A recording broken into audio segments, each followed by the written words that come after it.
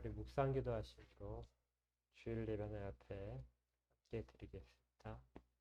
묵상으로 마음을 모아서 기도하시기 바랍니다. 기도합니다.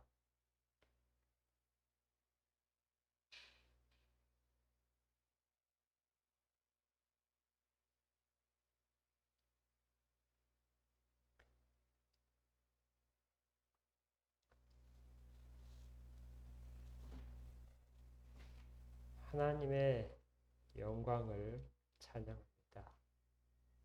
주의 영광을 목도하게 하시고 주의 은혜를 체험케 하시고 주께서 주시는 평안으로 예배 가운데 주를 마음껏 찬양하도록 인도하여 주시옵소서. 하나님이 하신 기묘한 일들을 기억하게 하여 주시옵소서. 예수 그리스도 이름으로 기도합니다.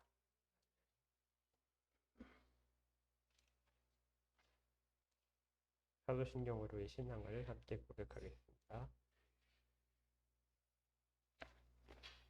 사도신경입니다. 시작.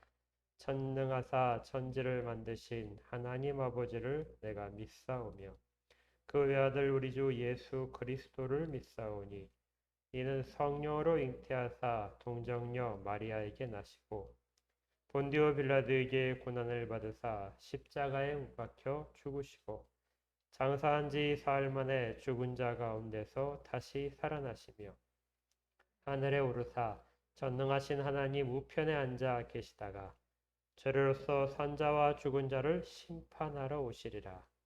성령을 믿사오며 거룩한 공예와 성도가 서로 교통하는 것과 죄를 사하여 주시는 것과 몸이 다시 사는 것과 영원히 사는 것을 믿사옵나이다. 아멘. 함께 기도하겠습니다. 하나님의 은혜를 감사와 찬양으로 기억하며 올려드립니다. 온전히 주께만 영광이 있습니다. 저희들의 모든 감격 어린 고백들을 받아 주시옵소서. 저희들의 인생을 특별히 구별하여 주셔서 주께서 택하신 자들로 삼아주시고 그 택하신 자들이 걸어가야 할 길들을 가르치며 또 보호하셔서 화끈하게 쓰러지지 않고 가게 하심을 감사드립니다. 혹 저희들이 걷는 길 가운데 위협이 있고 또 수렁이 있고 그래서 발걸음이 더뎌지고 미끄러진다 할지라도 주께서 저희와 함께 가시며 붙들고 계심을 감사드립니다. 그래서 쓰러지지 않고 이 길 끝까지 잘 걸어갈 수 있도록 인도하여 주시옵소서. 은혜를 거두지 마시고 늘 저희를 보호하여 주시기를 구합니다. 저희 가운데 가정과 직장과 사업장과 또 저희들이 힘써 일할 수 있는 모든 여건들을 주셨사오니 이 가운데 저희들이 바로 설 수 있도록 인도하여 주시옵소서. 가족들 가운데 가족이 바른 믿음을 가질 수 있도록 가족 구성원들이 서로를 위하여 기도하게 하시고 또 모든 문제들을 서로 잘 감당하며 간구하게 하시고 아픔이 있다면 서로가 서로에게 위로가 되게 하여 주시옵소서. 하지만 무엇보다 하나님께서 가정 가운데 으뜸이 되시오니 그 모든 것들을 친히 주장하시고 주께서 인도하셔서 깨끗하게 모든 어려움들이 사라지도록 인도하여 주시옵소서. 육신적인 약함 때문에 발생한 문제들이라면 하나님 건강을 회복하여 주시옵소서. 건강하고 또 강한 힘으로 말미암아 능력 어린 삶을 살 수 있도록 인도하시고 하나님의 백성들의 삶이 약한 삶이 아니라 강하다는 것을 사람들에게 보이도록 도우시옵소서. 지혜가 부족해서 당하는 어려움이 있다. 또 앞으로 이루어질 일들을 위하여 지혜를 구하는 간구들이 있다면 주님 그 가운데 지혜를 더하여 주시옵소서. 늘 모든 일들을 영적으로 분별하게 하시고 늘 깨어있게 하시며 지혜롭게 해결책들을 잘 찾아내도록 인도하여 주시옵소서. 그래서 꼬인 문제들이 가장 현명하게 풀어지도록 가장 좋은 결과들이 나아지도록 주님 도와주시옵소서. 경제적인 문제 때문에 어려워하는 손길들 가운데는 주님 복을 허락하셔서 구약의 하나님의 백성들이 주 앞에 순종할 때 받았던 복처럼 그 모든 형통함들을 허락하여 주시옵소서. 자녀들을 형통하게 하시고 경제적으로 묶인 부분들이 형통하게 풀어지도록 그렇게 도와주시옵소서. 그래서 이 모든 일들 가운데 하나님의 임하심이 어떤 것인가를 사람들에게 잘 증거하도록 감사와 찬양이 넘치도록 가정들 복 주시기를 원합니다. 또 직장들에 있어서도 사업장에서도 인정받게 하시고 필요한 인원들이 되게 하시며 또 그 가운데서 하나님의 백성으로서의 삶의 자세가 어떤 건지를 사람들이 보고 깨닫도록 도와주시옵소서. 그러기 위해서 담대함을 허락하시고 믿음을 더 굳건하게 하시고 또 현장에서 필요한 능력들을 더 갖출 수 있도록 하나님 능력을 공급하여 주시옵소서. 인정받고 앞장이 되는 그런 사람들로 다 삼아주시기를 구합니다. 또 이 나라 백성들 가운데서 그리스도인들로 설 때 환난을 당하지 않도록 지켜주시고 또 세상의 법 가운데서도 그것들을 순종하며 이 세상에서도 지혜롭게 살도록 인도하여 주시옵소서. 양심들을 잘 간직하게 하시고 양심의 법들에 따라 하나님이 새롭게 하신 양심이 저희들의 모든 행동을 주장하도록 늘 영적으로 깨어있게 인도하여 주시옵소서. 한특교회를 기억하여 주시기를 구합니다. 주의 백성들이 모여 주의 말씀을 듣고 또 다짐하고 삶의 새 열매들로 그렇게 거두어가는 교회가 되게 하시고 하나님만이 우리의 주인 되시고 주 예수 그리스도의 영광만이 저희 가운데서 구하는 바가 되는 참다운 말세에 하나님께서 기뻐하시는 교회가 되도록 인도하시고 이 영향이 저희들에게만 머물 도우시옵소서. 이 나라의 위정자들을 기억하시고 그들이 바른 길을 갈 수 있도록 깨우쳐 주시기를 구합니다. 또 멀리 있는 선교사님들도 보호하시기를 구합니다. 오늘도 주의 말씀을 받습니다. 말씀을 듣는 모든 자들이 주의 은혜 가운데서 승리의 비결들을 발견하게 하시고 평안함을 누릴 수 있도록 인도하여 주시옵소서. 오로지 삼위일체 하나님께만 영광이 들리는 예배가 되기를 소원하며 예수 그리스도 이름으로 기도합니다.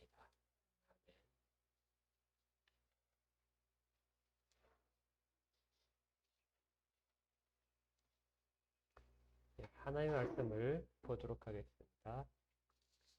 하나님의 말씀은 에베소서 6장 10절부터 18절까지의 말씀입니다.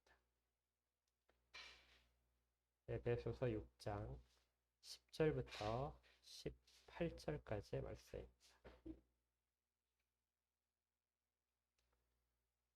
자, 다 찾으신 줄 알고 제가 하나님의 말씀을 받들어 읽도록 하겠습니다. 하나님의 말씀을 받으십시오.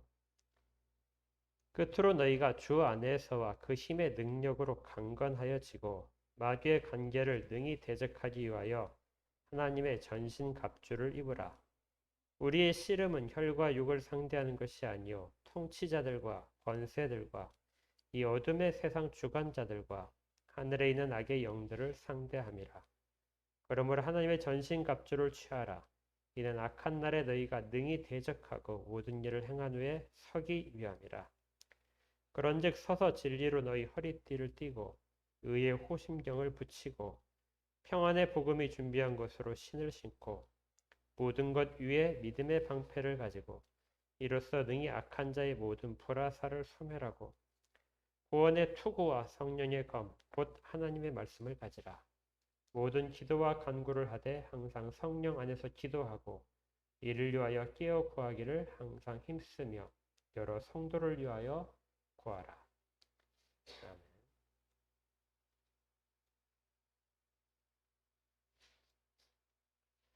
우리가 지난주부터 영적 전쟁에 관한 부분들을 살펴보고 있습니다. 사실 영적 전쟁이라는 그 단어는 성경에는 등장하지 않는 단어입니다. 여기 있는 것처럼 주로 우리 성경에서는 씨름이라는 단어로 이렇게 번역을 하고 있는데 이 씨름이라는 단어가 원래 원어상으로 이 팔레라는 단어인데요. 이것이 고대의 레슬링을 의미합니다. 그러니까 고대 격투기란 얘기죠. 그래서 실제로 그냥 우리가 씨름이라고 할 때는 어떤 스포츠 경기라고 생각을 하기 쉬운데요. 당시에는 이것이 그 생명을 서로 빼앗을 수 있는, 목을 부러뜨리거나 허리를 부러뜨리는 그런 그 경기가 됐습니다. 그래서 싸움, 전투를 하는 그런 기술 중에 하나가 된 거죠. 그래서 더 이제 번역하기를 우리 성경 말고 다른 번역본에서는 이제 싸움이라고 많이 번역을 합니다. 그래서 우리가 영적 씨름이 아니라 영적 싸움이다 하는 것이 조금 더 현실적으로 이 의미와 맞을 겁니다. 왜냐하면 그냥 씨름이라고 할 때는 아랫부분을 보게 되니까 무장할 필요가 없겠죠. 씨름할 때 투구를 쓰지 않으니까. 그냥 단순히 씨름이라고 하게 되면 어떤 약간의 좀 오해가 발생할 경향성이 있는데 더 전에는 목숨을 건 싸움, 칼을 들고 방패를 들고 그 다음에 투구를 써야 되는 그런 싸움이다 이렇게 생각하시면 됩니다. 활이 난무하는 그런 싸움이겠죠. 그런데 이 싸움의 정체를 우리가 지난 시간에 영적 싸움의 실체가 무엇인지, 우리의 정말 적이 무엇인지에 대해서 첫 번째 살펴보았습니다. 기억나시죠? 잠깐 이제 좀 회상을 하셔야 되는데, 영적 싸움의 실체는 혈과 육이 아니다. 혈과 육은 사람을 말한다고 그랬죠. 우리는 사람과의 갈등 때문에, 우리가 피해를 주는 이런 것들 때문에 굉장히 피곤해지고 상처를 많이 받는데, 이 영적 싸움의 대상은 그 사람이 아니라 그 사람을 조종하는, 그 사람에 대한 모든 것들을 쥐고 있고 유혹해서 그 사람을 악하게 사용하고 있는 사탄이라고 했습니다. 그래서 그것을 악마의 관계다 이렇게 표현을 하고 있었죠. 그리고 이 싸움은 우리의 모든 영역에서 이루어진다고 했습니다. 그러니까 특정한 장소, 특정한 시간, 특정한 사람만 영적 싸움을 치르는 것이 아니라 우리 모두가 항상 치르고 있다고 그랬죠. 그래서 우리는 항상 그 싸움에 대해서 대비해야 된다. 이제 원래 순서대로 따지면 이제 영적 싸움에서 그럼 우리가 가지고 있는 무기가 무엇인가? 무기를 이제 살펴봐야 되는데요. 그 전에 이 영적 싸움이 실제로 어떻게 일어나고 있는가? 실제로 일어나는 부분들. 그리고 우리가 거기에 어떤 자세를 가지고 대처해야 되는가 하는 그 원칙적인 부분을 살펴보도록 할 것입니다. 사탄의 힘은 아주 막강합니다. 왜냐하면 사탄이 이 세상에 권세를 쥐고 있기 때문에 그렇죠. 그래서 거기 우리 본문 볼까요? 본문에 12절에 보니까 이 11절에는 마귀의 관계다 이렇게 되어 있는데요. 12절에 보게 되니까 우리의 싸움의 대상이 통치자들과 권세들과 이 어둠의 세상 주관자들과 하늘에 있는 악한 영들을 상대한다 이렇게 되어 있습니다. 굉장히 아주 많은 단어들을 집어넣는데 거기에는 통치자들은 이 세상의 왕들이란 것처럼 해석되기 쉬운데 그렇지 않습니다. 이건 사탄의 종으로서 부림을 받는 악한 영들을 말합니다. 그러니까 이 악한 영들은 이 세상에서 통치하는 권세를 가지고 이 세상의 일들을 주관하고 그래서 그들이 주관하기 때문에 이 세상은 어두운 세상이다 이렇게 성경에서 평가하는 것이죠. 그리고 이 땅에서만 뿐만이 아니라 공중에서도 이들의 권세가 있다. 그래서 사탄의 부하들, 이 부하들과도 우리가 싸우고 있다. 이게 상대라는 것이죠. 그러니까 결과적으로 이걸 우리가 다 통틀어서 사탄과의 싸움이다. 이렇게 말을 합니다. 사탄의 권세는 지금도 온 세상에 미치고 있습니다. 그렇다고 모든 것들을 다 통제할 수 있는 건 아닙니다.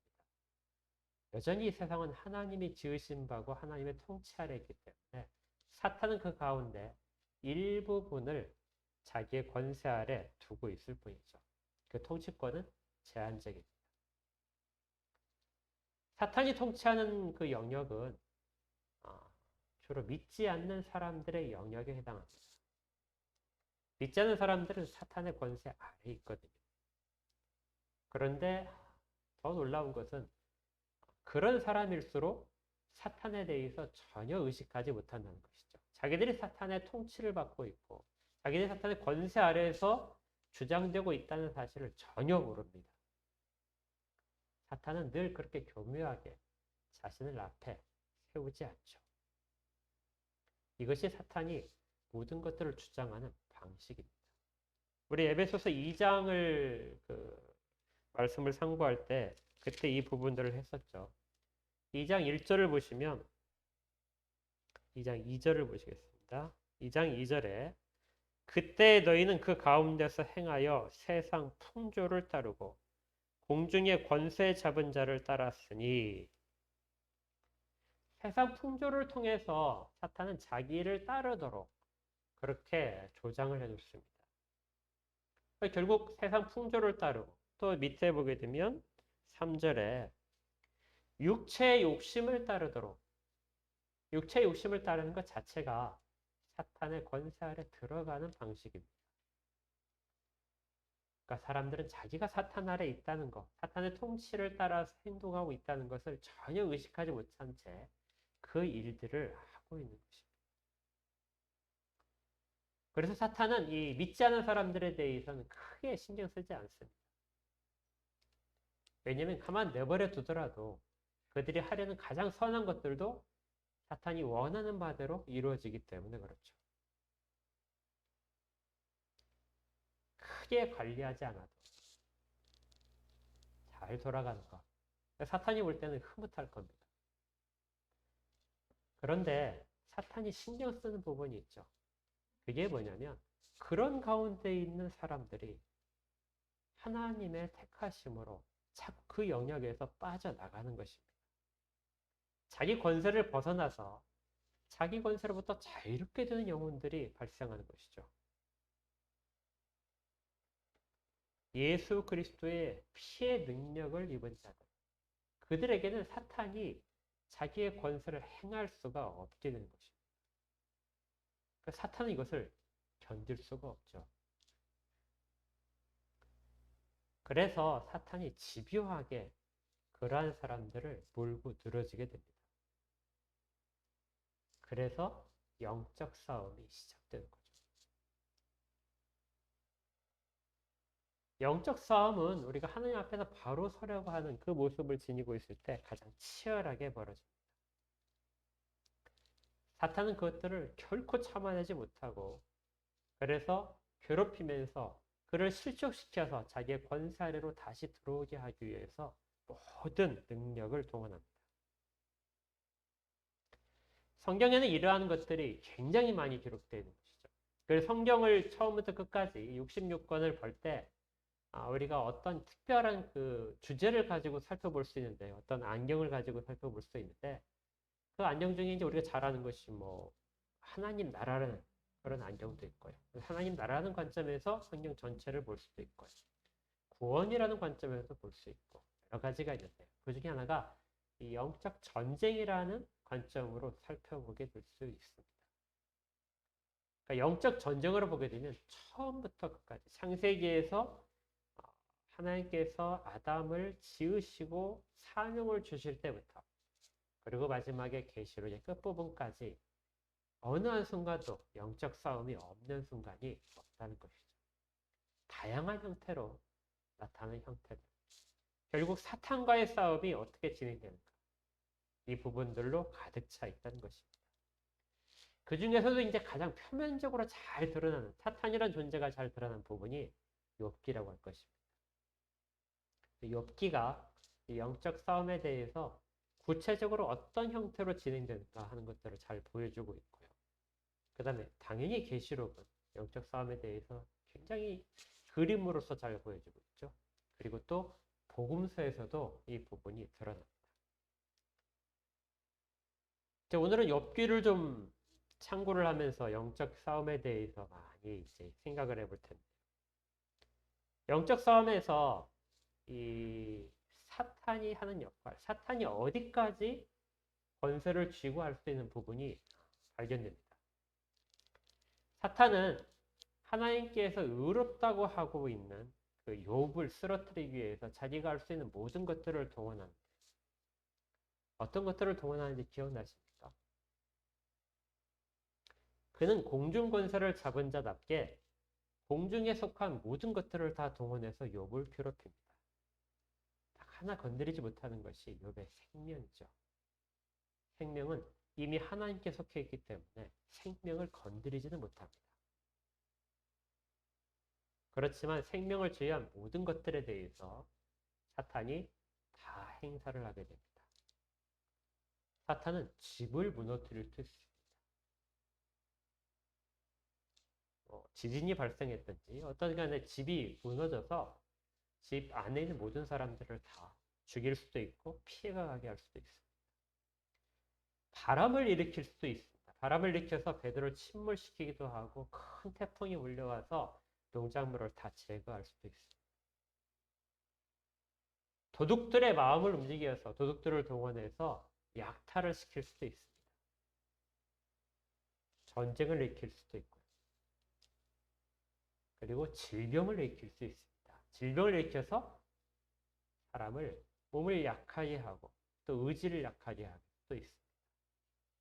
이런 모든 것들이 다 사탄이 동원해서 할 수 있는 일들입니다. 그러니 사탄의 위협 속에서 사탄의 영적인 그 싸움 속에서 우리에게 싸움을 걸어오는 사탄에게 우리가 피할 수 있는 길이라는 건 사실은 없습니다. 모든 것들이 다 그 영적 전쟁에 동원될 수 있기 때문이죠.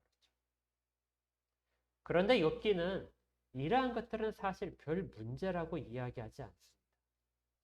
욥기가 가장 말하고 있는 것은 사탄과의 싸움에서 사탄이 정말 즐겨 사용하고 사람을 낙심시키는 것은 사람을 통한 말들입니다. 그렇죠. 욥기의 거의 절반 정도는 친구들과의 대화입니다. 그것이 욥을 얼마나 실망시키고 낙심시키는가 하는 부분들이 나오는데 사탄이 이 부분을 가장 즐겨 사용합니다. 먼저 욥의 아내가 있었는데 욥의 아내가 어떻게 말하죠? 그 모든 사탄의 공중 권세를 사용한 그 어려움에도 환란에도 불구하고 욥이 하나님에 대해서 계속 굳건하게 신앙을 지키자 그 아내가 그럽니다. 하나님을 욕하고 죽어라. 그게 너의 해결책이다. 그게 네가 그런 것들을 다 벗어나는 방법이다.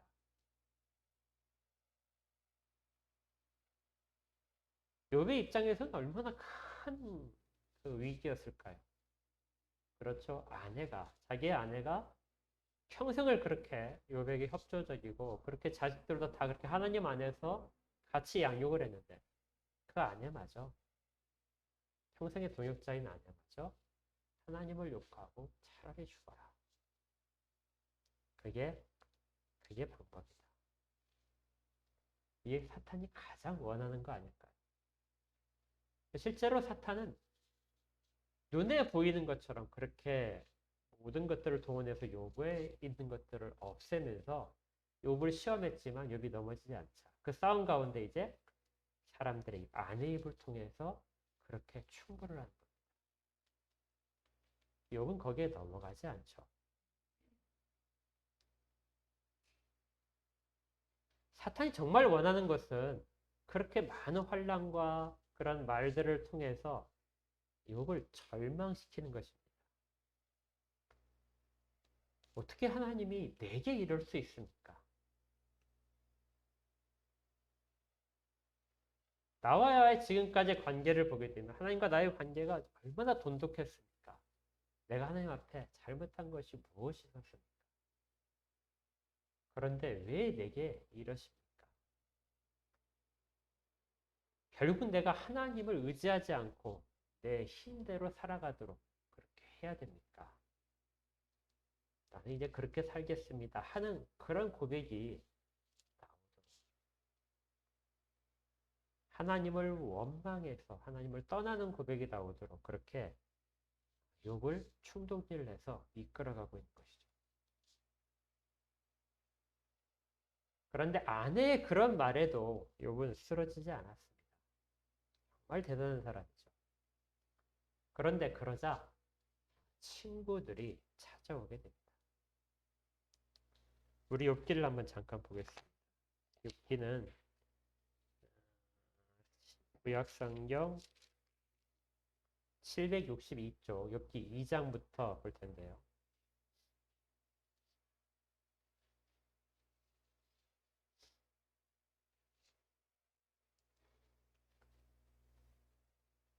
욥이 어려움을 당했다는 것이 근처에 이제 소문으로 퍼지자 우리 핸드폰은 다 끄고 하겠습니다.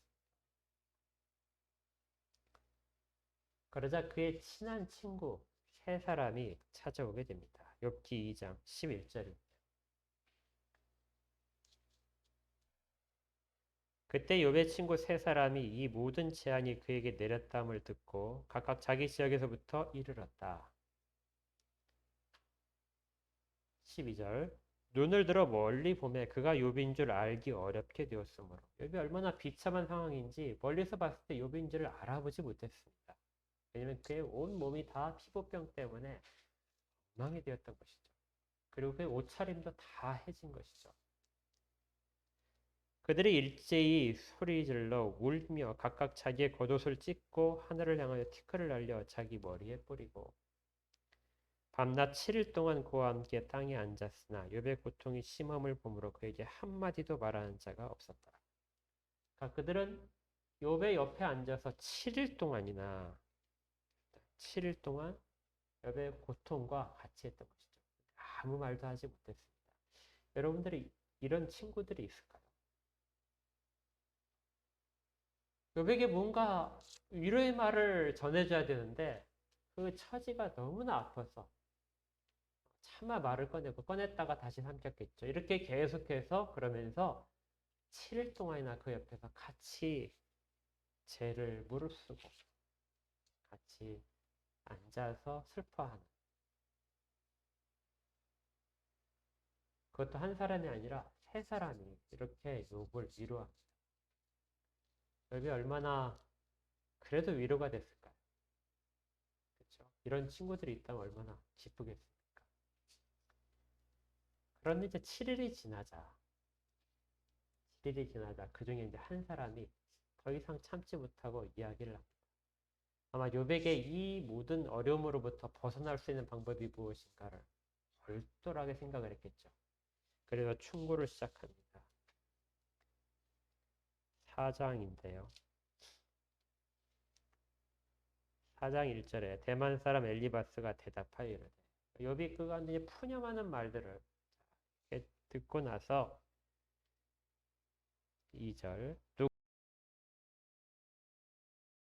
누구 말하지 아니하겠느냐. 이 부분이 조금 이제 번역이 조금 애매하게 되어 있으니 우리가 알기 어렵게 되어 있어서 제가 표준세 번역으로 이 부분을 읽어드리겠습니다. 누가 너에게 말을 걸면 너는 짜증스럽겠지. 말을 하지 않으려고 했지만 더 이상 참을 수가 없구나. 생각해 보아라. 너는 전에 많은 사람을 가르치기도 했고 힘없는 자들의 두 팔을 굳세게 붙들어 주기도 했다.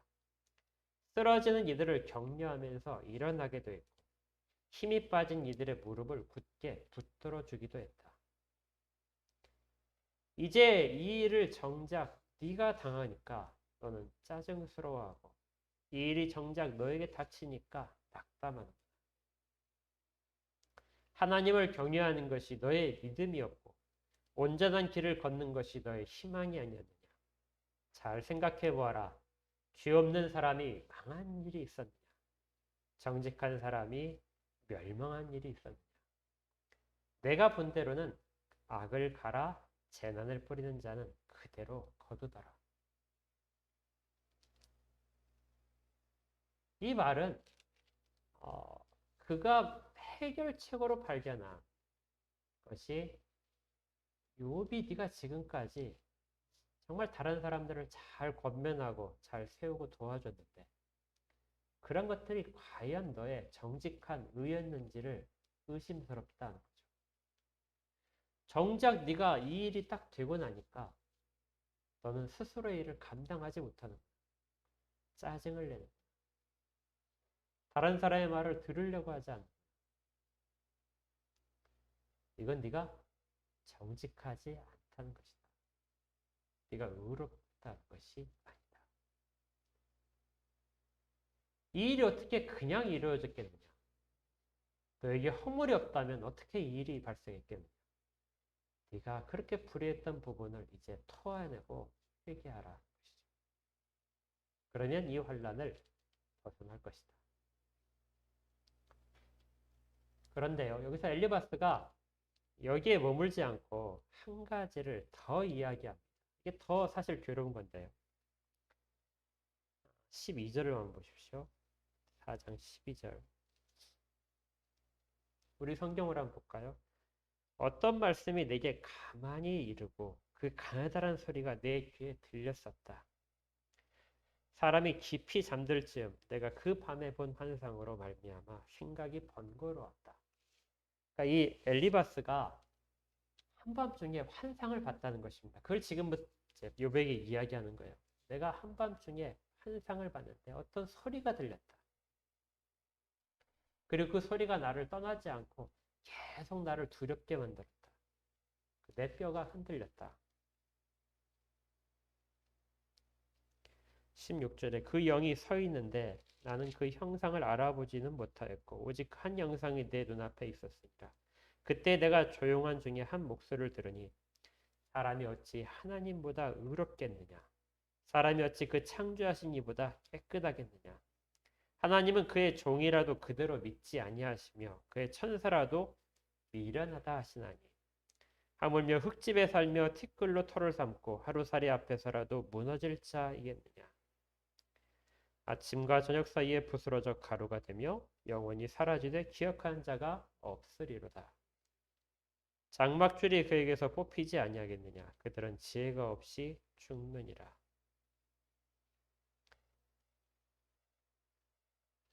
밤에 엘리바스가 환상을 보고 나서 4장이었습니다. 엘리바스가 4장 12절부터 환상을 보고 나서 들었던 목소리가 뭐냐면 하나님 앞에서 과연 누가 의롭겠느냐? 네가 그렇게 의롭다고 사람들부터 칭찬을 받았지만 그리고 의로운 자로서 행동을 했지만 사실 너는 하나님 앞에서 의로운 자가 아니다. 너는 정직한 자가 아니었다. 너는 거룩한 자가 사실은 아니었다. 그러니 이제라도 하나님께 순전한 마음으로 돌아와라. 이 엘리바스의 충고는 매우 적절한 것처럼 들리기도 합니다. 그의 말들은 성경에서 볼 때 정말 타당한 것이죠. 아마 대부분의 경우라면 엘리바스의 충고가 정말 금과 옥조처럼 정확하게 그 상황에 맞았을 겁니다. 왜냐하면 거의 많은 사람들은 자기의 죄 때문에 고통을 받기 때문에 그렇죠.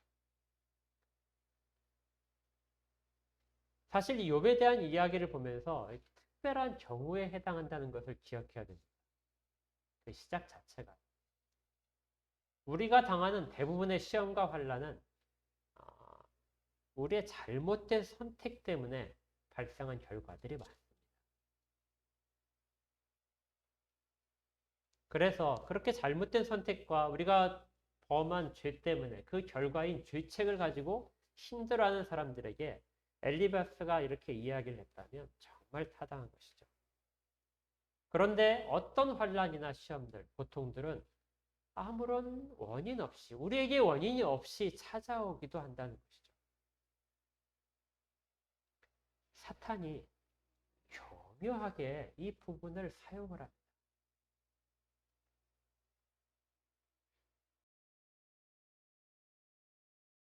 단단하게 교육시키기 위해서, 단단하게 세우기 위해서 아들 삼아주심이 바로 훈육인 과정에서 사람들을 낙심시키기 위해서 그 틈을 타는 것이죠. 사실은 훈련 자체가 시험을 통해서 오게 됩니다. 그런 시험을 당할 때 어떤 원인 없이 죄와 관계없는 시험이 찾아왔을 때 엘리바스처럼 이렇게 말을 하는 것은 옳지 않습니다. 그가 본 한밤중에 환상으로 본 그 영은 다른 말을 하고 있지만 사실은 사탄이 유혹하는 것이죠. 경우에 맞지 않고 옳은 것 같지만 실제는 옳지 않은 사탄은 그것마저도 광명의 천사로 위정을 해서 그렇게 영적인 경험들도 하게 만듭니다. 그러니까 사탄이 하지 못하는 일이 뭐가 있을까요? 자연적인 것들도 다 동원해서 사람을 괴롭힐 수 있고요. 질병으로도 육체적인 걸 치면서 질병으로도 괴롭힐 수 있고 물질적인 것으로 다 동원해서 다 쓸려가게 할 수도 있고 에서도 어려움을 줄 수 있는 것입니다. 특히 다른 말을 통해서도 그의 상처를 계속해서 휘집을 수 있는 거죠. 이것들 모두를 다 사탄이 동원할 수 있습니다.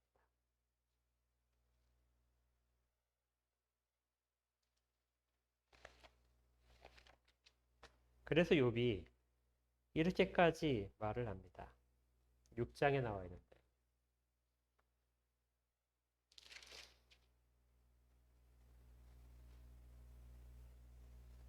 6장 14절에 욥이 이렇게 친구들에게 대답합니다. 대답하는 말 속에 낙심하는 자가 비록 전능자를 경유하기를 저버릴지라도 그의 친구로부터 동정은 받는다. 욥이 지금 하는 것이죠. 니들이 내 친구 맞냐 하는 것입니다. 내가 이렇게 절망 속에서 허덕이는데 정말 엉뚱한 말들을 하면서 욥을 더 괴롭히는 것이죠. 친구가 필요한데. 표준 세번역은 15절을 이렇게 번역하고 있습니다. 친구라는 것들이 물이 흐르다가도 마르고 말랐다가도 흐르는 겨울처럼 미덥지 못한 배신감만 느끼게 하는 거야. 너희들이 나를 그렇게 모르느냐. 29절에는 또 이렇게 얘기합니다. 너희는 잘 생각해봐라. 내가 억울한 일을 당하지 않도록 너희가 돕는 것이 친구가 아니냐. 다시 한번 더 너희들 마음을 돌이켜서 내 정직이 의심받지 않도록 함께 일해다오. 내가 혀를 잘못 눌려서 옳지 않은 말을 한 적이 있느냐. 내가 입을 벌려서 분별 없이 떠든 적이 있느냐. 너희들이 이 일의 증인이 아니냐. 너희들이 증인을 서서라도 하나님 앞에서 이걸 탄원해서라도 나를 이 상태에서 벗어나도록 같이 일해줘야 되는 것이 친구가 아니냐. 그런데 너희들은 없는 일들을 마치 그것이 있는 것처럼 그렇게 말하면서 나를 괴롭히는구나. 사탄이 가장 원하는 것은 이 영적 싸움에서 욥이 낙심하는 것입니다. 그리고 사탄이 원하는 대로 욥은 점점 낙심의 순간으로 가고 있는 것이죠. 사탄은 사람들을 신앙적인 상황에서 낙심시키고 하나님을 원망하도록 벗어나도록 그렇게 하기 위해서 모든 것들을 다 동원을 하게 됩니다. 우리 눈에 보이는 실체적인 것도 그렇고 그 이면에 있는 것들도 다 동원할 수 있습니다. 왜곡시켜서 할 수 있는 것이죠. 이러한 것들을 무엇이라고 하냐면요. 우리 다시 에베소서로 들어오시면 에베소서에서 6장 11절에 마귀의 간계라고 이야기합니다. 간교한 술책인 것이죠. 근데 이 간계라는 단어가 메소세이아라는 이 단어인데요. 근데 이 단어가 여러분들이 그 영어에서 보시면 메서드라는 단어 있죠. 수단이란 방법이라는 단어인데 이 단어에 그 어원처럼 되어 있습니다. 그런데 딱 신약 성경에서 2번 써요. 그것도 에베소서에서만 쓰입니다. 그러니까 마귀의 관계가 여기에 한 번 쓰였고 그 다음에 앞에 보인 4장을 보십시오. 4장 14절에 이는 우리가 이제부터 어린아이가 되지 아니하여 사람의 속임수와 간사한 유혹에 빠져 거기 간사하다는 이 단어가 사실은 명사거든요. 우리는 마치 형용사처럼 이렇게 번역을 해놨는데 간사함이 이것이 바로 메소데이아. 역시 마찬가지 관계입니다. 같은 단어. 그런데 차이점이 있다면 여기는 단수이고 뒷부분에 6장에 나오는 것은 복수입니다. 이것이 무엇이냐면요. 4장 14절을 다시 한번 보십시오. 사람들을 요동시키기 위해서 사탄이 사람들을 사용을 하는데요. 그때 사용되는 사람이 속임수를 쓸 수 있습니다. 그러니까 이건 사람의 의지대로 하는 것들을 말하죠. 내가 저 사람을 나쁜 의도를 가지고 속여야 되겠다 하는 의도를 가지고 발생하는 것. 사람의 꾀, 나쁜 꾀들이 바로 속임수입니다. 그래서 사람의 속임수라고 하죠. 그런데 사람을 요동시키는 것은 그 사람을 통해서 그 사람이 고하는 속임수뿐만이 아니라 뒤에 있는 거 간사한 유혹. 이 간사한 유혹이라는 것은 원어대로 그냥 이렇게 해석을 하게 되면 간사함에서 나오는 유혹입니다. 그러니까 소유격이죠. 사람에게 속한 속임수가 있고 간사함에서 나오는 유혹이 있다는 것입니다. 이 간사함이 바로 사탄에 속해 있는 것입니다. 사탄이 사람 속에서 무엇인가를 계속해서 조장시켜서 그 입을 통해서 나오도록 만드는 것. 그것이 간사한 유혹입니다.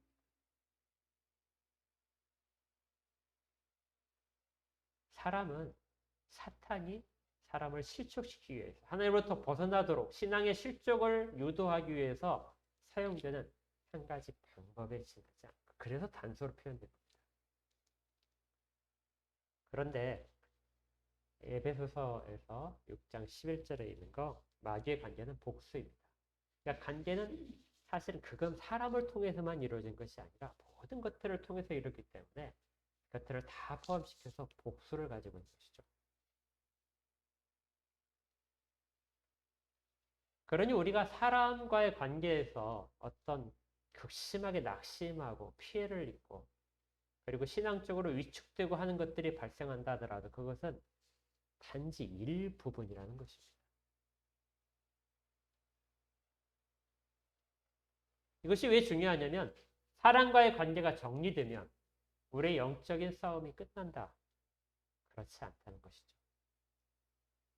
한 사람과의 잘못된 관계, 저 사람이 정말 나를 신앙적으로 낙심시키기 위해서 사탄에 사용되거나 아니면 자기가 그것들을 싫어해서 우리를 계속 낙심시키려고 하는 그런 것들이 만약에 사라진다. 그래서 그 싸움에 우리가 이겼다 할지라도 그것이 끝이 아니라 그것은 사탄이 사용하는 마귀의 관계들 중에서 한 개를 물리쳤을 뿐입니다. 다른 사람을 통해서 다른 방법들을 통해서 계속해서 우리 가운데 싸움들은 벌어지고 있는 것이죠. 그래서 영적 싸움이라는 것은 한 번도 쉴 수가 없습니다. 만약에 우리가 한 번 싸움에 이겼다 이렇게 생각할 때 그래 내가 이제 좀 쉬어야 되겠다 하는 순간이 바로 가장 약해진 무장이 해제된 상황입니다. 여러분들이 보실 때 성경에서 일하는 사람들 얼마든지 있었잖아요. 다윗 같은 경우에도 그가 얼마나 믿음이 좋았었습니까?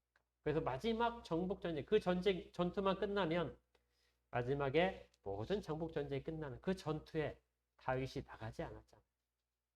그리고 왕궁에서 쉬고 있었습니다. 그때 그는 밧세바를 범하는 큰 죄를 저지르게 되죠. 모든 것들이 다 자리 잡아서 이제 완전히 됐다 싶을 때 다윗은 인구조사를 시작하려고 했습니다. 다 됐다 싶을 때 인구조사. 그것이 바로 사탄이 원하는 것이죠. 하나님을 의지하지 않고 네가 가진 것들을 의지하도록 만든. 그래서 또다시 많은 사람들이 그 결과 피해를 당하게 됩니다. 이젠 됐구나 하는 순간이 사탄이 원하는 순간이죠. 그래, 내가 원하는 때는 바로 이때 하고 그 틈을 타게 됩니다. 이렇게 볼 때 우리가 영적 전쟁을 치르는 과정에서 사탄만을 원망할 수 있는 그런 경향성이 있습니다. 왜요? 모든 것들이 사탄으로부터 오니까. 그리고 사탄에게 내 모든 것들에 대한 결과를 넘김으로써 나는 아무런 책임을 지지 않으려고 하는 실제 아니야. 혹시 넘어지더라도 그래 아브라함도 넘어졌어. 아브라함도 거짓말했잖아. 위기 가운데 오니까. 다윗 봐봐. 다윗 넘어졌잖아. 내가 넘어질 수 있는 건 당연한 거지. 그럴 수도 있지. 이렇게 해서 그 모든 죄에 대한 책임감이 자신에게 없다는 것처럼. 왜? 하나님의 자녀이기 때문에 하나님이 용서하실 테니까. 그런데요. 성경을 보게 되면 마귀의 수단이 되어서 사람들을 실족시키거나 어려움을 처하게 한 그 사람에게 책임이 없다고 하지 않습니다. 사울을 볼까요? 사울은 마귀에게, 악한 여에게 휩쓸려서 다윗을 계속해서 죽이려고 합니다. 그 일들에 대한 책임이 사울에게 없을까요? 사울은 비참하게 자기의 왕권을 다 잃어버리고 전쟁 중에서 사망을 하게 되죠. 그리고 자기 자식들에게 물려주지도 못합니다. 잘못된 선택과 사탄의 꾀임에 빠진 결과들은 자기에게 반드시 돌아오는 것이죠. 아까 다윗도 말씀드렸지만 다윗이 밧세바와 범한 그 성적인 그 잘못을 범하고 나서 그것이 그냥 묻혀졌나요? 우리아를 죽인 그것이 묻혀졌나요? 그 사이에 태어난 자식이 죽고 자기 자식들, 다 장성한 자식들 사이에 서로를 죽이는 끔찍한 일들이 발생하게 됩니다. 칼이 그 집안을 떠나지 않게 되죠. 죄에 대한 책임은 사탄의 수단으로서 사용되는 그 결과들에 대해서 도움이 된 그 수단으로 사용된 사람에게도 책임은 여전히 남게 됩니다. 예수님의 제자였던 가룟 사람 유다, 그도 마찬가지였죠. 그것을 할 때는 그것이 가장 옳은 것이라고 그것들이 다 허용될 거라고 생각을 하지만 책임을 피할 수는 없습니다. 사단은 그렇게 유혹을 하죠. 너한텐 책임이 없을 거야. 아마 사탄이 하와를 유혹할 때도 죽지 않을 거야 하는 말 속에도 그것이 있었을 겁니다. 너는 그 책임을 지지 않을 거야. 괜찮을 거야 하는 겁니다. 그런데 책임은 떠나지 않을 것입니다. 왜냐하면 그렇게 함으로써 하나님의 영광을 가렸기 때문이죠. 더 안타까운 것은 이러한 일들이 계속해서 역사 속에서 남았기 때문에 그 이후에 이루어진 일들은 그것 때문에 영향을 받아서 나쁜 관계가 계속해서 악화되는 관계들을 만들어낼 수 있다는 것입니다. 그래서 계속해서 고통의 원인으로서 작용할 수 있습니다. 그러니 한 번 잠깐 실수했다고, 잠깐 사탄에게 넘어가서 하나님이 원하시는 일들을 하지 않았다고 해서 그것이 그걸로 그 전투에서 잠깐 지는 것으로 끝나는 것이 아니라는 것이죠. 영향은 계속해서 남게 됩니다. 하지만 꼭 기억할 것이 그렇게 잠시 넘어지고 그 결과 때문에 계속 고통받는다 할지라도 이러한 결과들이 구원과는 아무런 관계가 없다는 것이죠. 구원은 전혀 흔들릴 수가 없습니다. 이 땅에서의 삶이 어려워지고 인간관계가 다 파괴될 수 있어도 구원만큼은 건드리지 못하는 것이죠. 마치 사탄이 욥의 생명을 건드리지 못하는 것처럼 하나님과의 관계는 끊어지지 않습니다. 왜냐하면 하나님이 그것을 붙들고 계시기 때문에 그렇죠. 구원 얻는 믿음은, 구원하시는 은혜는 이 모든 죄들을 초월했기 때문에 그렇습니다.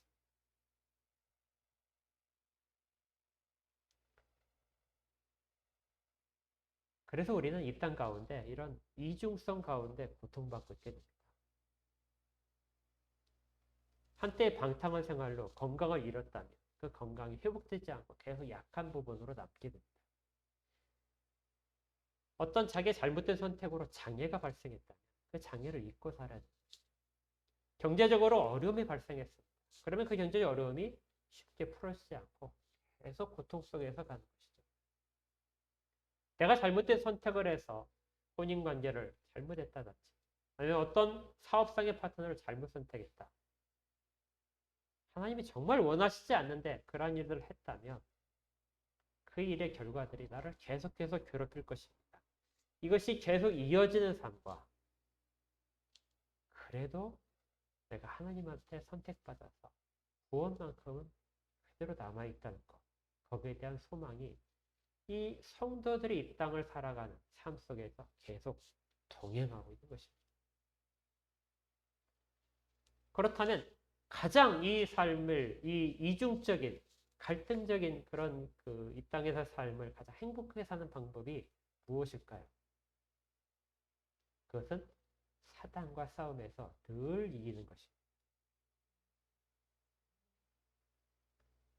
그러면 우리 가운데 힘들지 않고 이것이 우리 이 땅 가운데서의 가장 행복한 삶으로서 신앙 가운데 갈등함이 없이 그렇게 갈 수 있다는 것이죠. 그러기 위해서 우리는 먼저 낙심하지 말아야 됩니다. 그리고 늘 주 안에 있다는 것을 기억해야 됩니다. 사단이 계속해서 우리의 과거에 잘못된 허물들을 되새기면서 고통을 주고 그것들을 다시 이용해서 우리 가운데 어려움을 준다 할지라도 그 일이 이미 주 안에서 해결되어 있음에 대한 감사를 잊지 말아야 됩니다. 더 이상 그것이 나를 어떻게 만들 수 없다. 비록 현재의 고통은 있지만 그 고통 때문에 낙심하지 않는다. 사탄이 계속해서 우리 가운데 너는 용서받지 못했어. 너의 허물이 아직까지 남아있어. 하고 우리를 그렇게 괴롭힌다 할지라도 우리는 나는 주 안에 있어. 주가 나를 붙들고 계셔.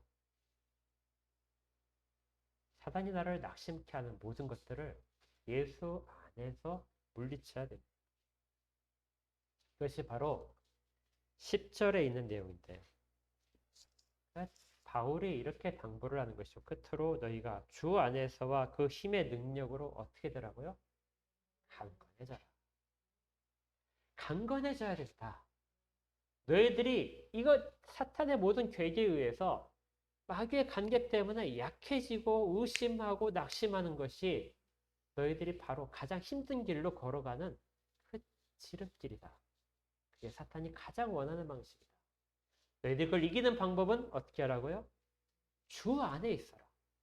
늘 주 안에 있고 주가 주시는 능력으로 말미암아 강건해져라.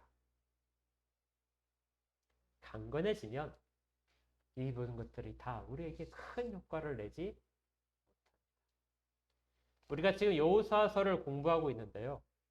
여호수아서 한번 찾아볼까요? 거의 결론을 내리는 부분인데 여호수아서 1장 우리 했었죠. 기억나시죠? 여호수아서 1장 구약성경 319쪽입니다.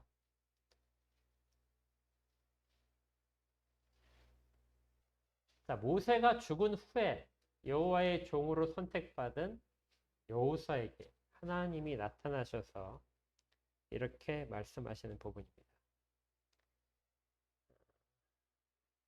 6절 볼까요? 아주 반복적으로 나오는 부분이죠.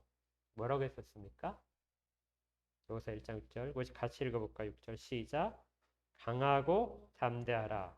너는 내가 그들의 조상에게 맹세하여 그들에게 주리라 한 땅을 이 백성에게 차지하게 하리라. 여호수아에게 나타나셔서 뭐라고 하십니까? 강하고 담대하라.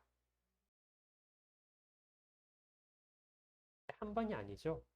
7절에도 오직 강하고 극히 담대하라. 나의 종 모세가 내게 명령한 그 율법을 다 지켜행하고 우로나 좌로나 치우치지 말라. 그리하면 어디로 가든지 형통하리라. 9절에 내가 내게 명령한 것이 아니냐. 강하고 담대하라. 두려워하지 말며 놀라지 말라. 내가 어디로 가든지 내 하나님 여호와가 너와 함께 하느니라 하십니다. 여호수아가 가나안 땅을 정복하는 것은 여호와의 전쟁, 영적 싸움의 가장 대표적인 구약의 모델입니다. 그래서 여호수아를 읽을 때 여러분들이 정말 더 깊이 이해를 하시려면 그것이 영적 전쟁이다. 지금 이 시대에도 동일하게 발생하고 있는 영적 전쟁의 한 대표적인 모델이라 생각하시고 읽으시면 그 모든 사건들이 정말 그 깊은 의미들이 여러분한테 나타날 것입니다.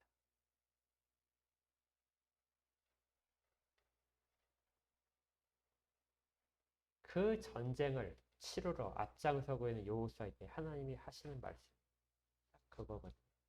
강하고 담대하라. 내가 너와 함께 있다. 이건 어디에서든지 어떤 시대든 간에 영적 전쟁, 영적 싸움을 치르는 모든 자들에게 모든 순간에 적용되는 원칙입니다. 우리가 그 가운데 흔들리지 않고 이것만 가지면 승리하는 것. 에베소서에서 바울은 이것을 주 안에 있으라. 주가 주시는 능력으로 강건해져라. 주 안에 있다는 말은 하나님이 너와 계신다. 우리 주 예수 그리스도가 너를 붙들고 계신다. 너를 지금 그 안에 다 품고 계신다. 그래서 우리 다음 주에 살펴보겠지만 그 밑에 12절부터 나오는 모든 무장들이 나오죠. 하나님의 전신갑주를 입어라. 완전히 무장해라. 그런데 그 모든 무장하는 것들이 다 어디에 속하냐면요. 예수 그리스도에 속한 것입니다. 무슨 말이죠? 예수 그리스도를 너에게 더 씌워라. 그러면 어떤 것도 너를 해칠 수 없다. 예수 그리스도로 네가 옷을 입고 있다면, 예수 그리스도 안에 있다면 너는 어떤 영적 싸움에서도 전혀 흔들리지 않고 피해를 당하지 않을 것이다. 너는 결코 무릎을 꿇지 않을 것이며 끝까지 담대하게 서 있을 것이다. 오늘 말씀을 정리해 보겠습니다. 영적 싸움은 우리의 신앙인들에게 특히 더 처참하게 발생합니다. 그것은 사탄이 우리를 결코 좌시하지 않기 때문에 어떻게든지 믿는 자의 입을 통하여 하나님을 원망하는 말이 나오고 하나님부터 떠날 수 있도록 하기 위한 그러한 싸움들이 항상 일어나고 있는 것입니다. 이 싸움은 사탄이 동원할 수 있는 모든 것들을 통하여 통로를 통하여 발생합니다. 물질적인 것도 그렇고 현상적으로 나타나는 모든 것들, 자연적인 것들도 그렇고 아무 관계가 없을 것 같은 것도 사실은 영적 싸움에 동원이 되는 것들. 그것들을 통하여 낙심시키고 신앙을 약화시킵니다. 또 사람들을 통하여 한다고 했죠. 가장 가까운 사람들의 말을 통하여 그리고 정말 나를 이해해 줄 수 있는 사람들을 통하여서도 사탄 우리를 낙심시키려고 합니다. 그래서 우리가 가져야 될 가장 기본적인 자세는 정말 흔들리지 않는 것. 그러한 모든 것들이 오더라도 우리가 정말 흔들리지 않아야 되는 것. 그 중심을 갖고 있어야 됩니다. 그것이 바로 예수 그리스도 안에 있고 그리스도의 능력으로 우리가 굳건해지는 것입니다. 그러면 모든 것들을 다 물리칠 수 있습니다. 우리가 물리치려고 하지 않아도 우리 가운데 도달하지 못하게 됩니다. 혹시 온다 할지라도 그런 모든 것들은 다 우리가 물리칠 수 있는 힘이 충분히 있는 것이죠. 이 일들이 바로 영적 싸움이 우리 가운데 이미 승리한 싸움이라고 말을 하는 것입니다. 우리 주님이 이미 승리하셨습니다. 성경에 보여된 마태복음 12장에 이런 구절이 있습니다. 사람이 먼저 강한 자를 결박하지 않고야 어떻게 그 강한 자의 집에 들어가 그 세간을 늑탈하겠느냐. 결박한 후에야 그 집을 늑탈하라. 이미 사탄이 바알세불이라고 해서 바알세불을 이제 귀신과 연관시켜서 이야기하는 그런 내용 중에 나오는 건데 예수님께서 귀신 들린 자를 고치시자 사람들이 저가 귀신들의 왕을 힘입어서 귀신을 쫓아내는구나. 그러니까 저가 귀신들의 왕이다 하고 예수를 모함을 한 장면입니다. 그때 예수님께서 이렇게 말씀하셨는데 사람들이 이해를 하지 못했어요. 사람이 먼저 강한 자를 결박하고 나서야 그 강한 자의 집에 들어가 세간을 늑탈하지 않겠느냐. 이 말씀은 이미 예수님께서 사탄과의 전투에서 싸움에서 승리하셨다는 것을 전제로 합니다. 내가 승리를 했어. 사탄이 지금 이 세상을 자기 집으로 해서 권세를 휘두르고 있는데 내가 승리했기 때문에 그 집에 들어가서 잘못된 부분들을 바로잡고 귀신들을 쫓아내는 것들이 얼마든지 가능한 것들이야 하고 설명하신 것이죠. 사람들이 이해를 하지 못했을 뿐입니다. 우리의 싸움도 승리가 이미 보장되어 있는 것은 그 우두머리인 사탄을 예수께서 이미 다 물리치셨기 때문에 그 남은 잔챙이들은 전혀 문제가 되지 않는다는 것이죠. 현재 이 땅에서 권세를 잡고 있는 것처럼 보인다 할지라도 전혀 문제가 안 된다. 요한일서 4장 4절에 이렇게 되어 있습니다. 자녀들아 너희는 하나님께 속하였고 또 저희를 이기었나니. 저희가 여기서 세상 가운데는 적그리스도입니다. 저희를 이미 이기었으니 이는 너희 안에 계신 이가 세상에 있는 이보다 크심이라. 사탄을 이미 이겼으니 너희가 걱정할 것이 무엇이냐. 이미 이긴 전쟁이다. 내가 다 이겨놨으니까 너희들은 그 나머지의 것들을 견딜 수 있기만 된다. 요한일서 5장 5절에도 이렇게 되어 있습니다. 예수께서 하나님의 아들이심을 믿는 자가 아니면 세상을 이기는 자가 누구냐. 사탄을 이길 수 있는 자, 사탄의 권세를 물리칠 수 있는 자들은 예수를 믿는 자들입니다. 그런데 우리는 이미 이 일을 하고 있잖아요. 그러니까 이 모든 싸움들은 우리가 흔들리지 않고 낙심하지 않고만 있으면 자연스럽게 우리의 승리로 결론이 날 것입니다.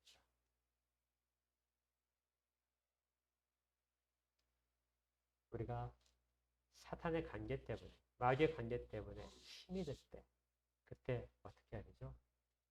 예수를 생각하십시오. 내가 예수 가운데 있음을 다시 한번 떠올리십시오. 그리고 이미 예수께서 승리를 통하여 우리를 부어 계심을 기억하십시오. 그러면 우리 가운데 있는 모든 일들이 조금씩 다 해결될 것입니다. 그리고 우리의 흔들리는 것들도 굳건해질 것입니다. 이런 은혜가 우리 모두에게 있기를 주의 이름으로 축복합니다. 함께 기도하겠습니다. 하나님, 감사합니다. 저희들이 이 세상 가운데 겪는 모든 어려움들이 사실은 아주 작은 것에 지나지 않고 저희들을 결코 결정적으로 실족시킬 수 없음을 알게 됩니다. 왜냐하면 하나님께서 우리와 함께 계시고 우리를 주 예수 그리스도 안에 두셨기 때문에, 그리고 그 능력으로 우리를 덮고 계시기 때문입니다. 이 사실들을 잘 이해할 수 있게 하시고 그래서 굳건해져서 영적인 싸움들에서 다 승리하도록 그렇게 만들어 주시옵소서. 그리고 그 싸움을 두려워하지 않고 잘 감당해내도록, 가장 지혜롭게 감당하도록 하나님 우리를 사용하여 주시옵소서. 믿사옵고 예수 그리스도 이름으로 축복하며 기도합니다. 아멘. 헌상하겠습니다.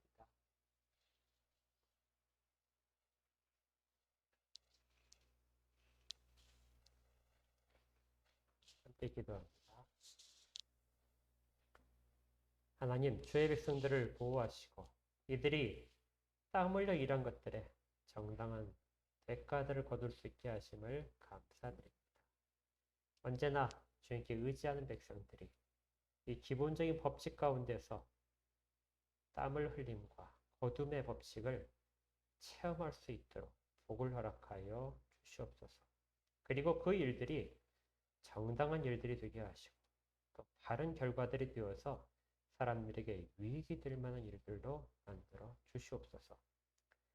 언제나 그 손들에 복을 주시고 그 손이 하는 모든 일을 통하여 예수 그리스도가 드러나게 하심으로 이들이 하나님의 귀한 영적 싸움의 승리자가 되도록 인도하여 주시옵소서. 그리고 하는 일마다 복을 주셔서 모두 다 형통케 하여 주시옵소서. 이제는 우리 구주 예수 그리스도의 은혜와 하나님 아버지의 크신 사랑하심과 성령님이 내주하심, 지금도 위로하시고 격려하시고 힘을 주시는 은혜가 모여 예배드린 모든 자들 가운데 한택교회 위에 그리고 함께 속해 있는 모든 가정들 위해 그리고 지금도 주의 이름을 부르며 하나님의 영광을 구하는 모든 자들 가운데 지금부터 영원까지 함께 있을지어다. 아멘.